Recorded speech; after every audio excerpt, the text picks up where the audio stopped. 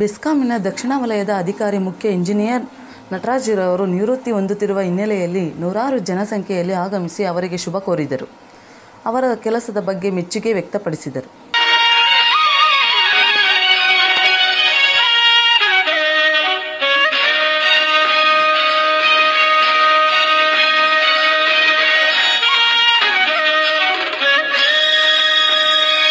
ಗಂಗಾವತಿ, ತುಮಕೂರು, ಕೋಲಾರ ಆ ಕಡೆ ಸೇವೆ ಸರಿಸಿ 34 ವರ್ಷ ಸೇವೆ ಸರಿಸಿ ಈ ತಿಂಗಳ ಎಂಡಲ್ಲಿ ನಾವು ರಿಟೈರ್ಡ್ ಆಗ್ತಾಯಿದ್ದೀವಿ. ನಮ್ಮ ಸುದೀರ್ಘ ಸೇವೆ ಏನಿದ್ರು ಬೆಸ್ಕಾಮು ಮತ್ತು KFDS ಆಗಿದೆ. ಈ ಸಂಸ್ಥೆ ನಮಗೊಂದು ಒಳ್ಳೆ ಐಶ್ವರ್ಯ ಮಕ್ಕಳು ಒಂದು ಹುದ್ದೆ ಕೊಟ್ಟು ನಮ್ಗೆ ಪ್ರೀತಿ ಮಾಡ್ತಾರೆ. ಈ ಸಂಸ್ಥೆನ ಜೀವನವಾಗಿದೆ. ಸರ್, ಇಷ್ಟು ವರ್ಷ ಕೆಲಸ ಮಾಡಿದ್ರೆ 34 ವರ್ಷ ಏನು ಅನಿಸ್ತಾ ಇದೆ? ಭಾಳ ಚೆನ್ನಾಗಿರುತ್ತೆ. ಇನ್ನೂ ಒಂದು 34 ವರ್ಷ ಇದ್ರೂ ಮಾಡ್ಬೋದು ಅನ್ಸುತ್ತೆ, ಆಗಲ್ವಲ್ಲ.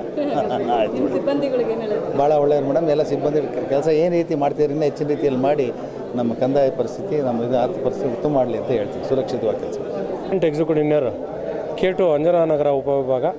ಇವತ್ತು ಈ ಒಂದು ನಮ್ಮ ಮುಖ್ಯ ಇಂಜಿನಿಯರ್ ನಟರಾಜ್ ಅವರ ಬೀಳ್ಕೊಡುಗೆ ಸಮಾರಂಭಕ್ಕೆ ನಾವೆಲ್ಲ ಉಪಸ್ಥಿತರಿದ್ದೀವಿ. ಈ ಒಂದು ಸಮಾರಂಭ ಅದ್ದೂರಿಯಾಗಿ ನಡೀತಾ ಇರೋದಕ್ಕೆ ಕಾರಣ ಏನಪ್ಪ ಅಂತಂದರೆ, ಅವರು 37 ವರ್ಷಗಳ ಸುದೀರ್ಘ ಸೇವೆಯಲ್ಲಿ ಅಪಾರ ಅಭಿಮಾನಿಗಳನ್ನು ಹೊಂದಿದ್ದಾರೆ.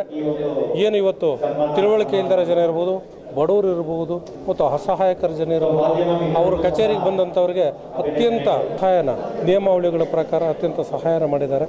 ಅವ್ರು ನಿಜವಾಗ್ಲೂ ಇವತ್ತು ಇಲ್ಲಿ ನೆರೆದಿರ್ತಕ್ಕಂಥ ಜನರನ್ನ ಅವರ ಅಭಿಮಾನಕ್ಕೆ ಸಾಕ್ಷಿ ಇದ್ದಾರೆ. ಅವರು ನಮ್ಮ ಬೆಂಗಳೂರಿನ ಮಹಾಜನತೆ ಅವ್ರನ್ನ ಅಭಿನಂದಿಸಿ ಕಳಿಸ್ಬೇಕು ಅಂತೇಳಿ ಈ ಒಂದು ಸಭೆಯನ್ನು ಆಚರಿಸಿದ್ದಾರೆ.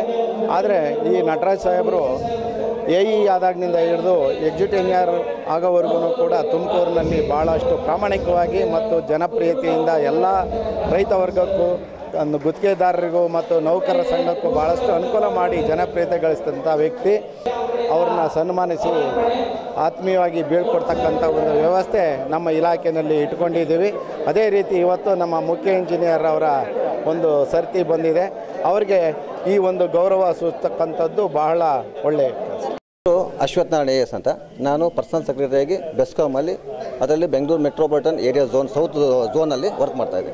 ಇವರು ಏಪ್ರಿಲಲ್ಲಿ ಬಂದ ಮೇಲೆ ಹಲವಾರು ಅಭಿವೃದ್ಧಿ ಕೆಲಸಗಳನ್ನ ಮಾಡಿದ್ದಾರೆ.